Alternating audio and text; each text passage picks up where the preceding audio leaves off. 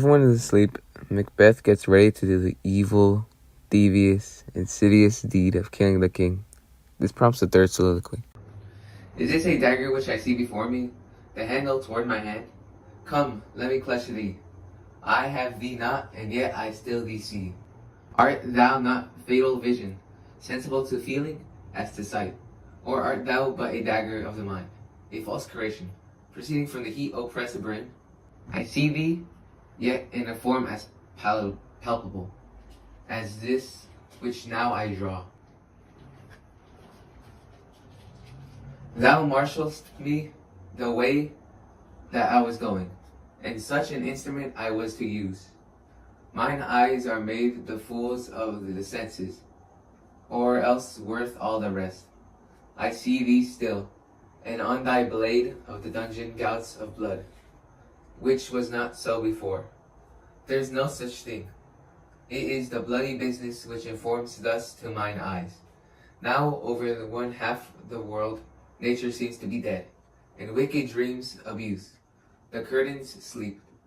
Witchcraft celebrates pale Hecate's offerings and withered murder, all around by his sentinel, the wolf, whose howls with his watch. Thus with his stealthy pace, with Tarquin's ravaging strides, toward his design moves like a ghost. Thou sure and firm set earth, hear not my steps, which way they walk.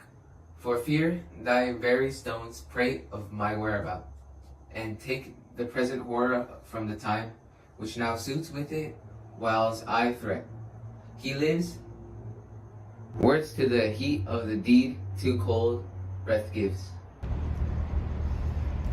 In this soliloquy, Macbeth finally decides to take action and kill King Duncan.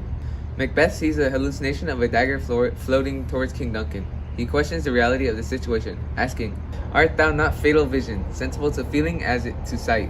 Or art thou but a dagger of the mind, a false creation, proceeding from the heart-oppressed brain? While some believe that this dagger was some supernatural action caused by the witches to further Macbeth into murder, I believe that the dagger was a hallucination because it shows his ambition is taking over his mind to convince him to kill King Duncan through these hallucinations.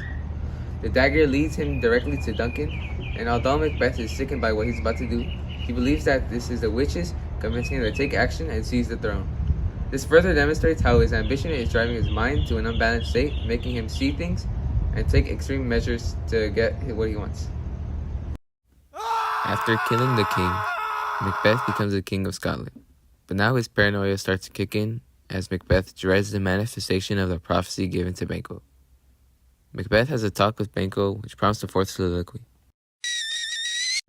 To be thus is nothing, but to be safely thus. Our fears in Banquo sink deep, and in his royalty of nature reigns that which would be feared.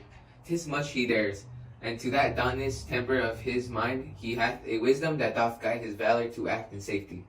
There is none but he whose being I do fear, and under him my genius is rebuked, as it is said Mark Antony's was by Caesar. He chided the sisters when first they put the name of kings upon me, and bade them speak to him. Then, prophet-like, they held him father to the line of kings. Upon my head they placed a fruitless crown, and put a barren scepter in my grip. Thence to be wretched with an unlineal hand, no son of mine succeeding. If it be so, for Banquo's issue I have filled my mind. For them the gracious Duncan I have murdered, put rancors in the vessel of my peace, only for them, and my eternal jewel, given to the community, the common enemy of a man, to make them kings, the seed of Banquo's kings. Rather than so, come fate into the list, and champion me the utterance. Who's there? This soliloquy takes place after Macbeth has fulfilled his ambition, so now we start to see the consequences of him taking such extreme measures. Macbeth fears that keeping Banquo and his son around threaten his position as king, so he plots to kill them both to secure his power. This shows when he thinks, Our fears in Banquo stick deep. In his royalty of nature reigns that which would be feared.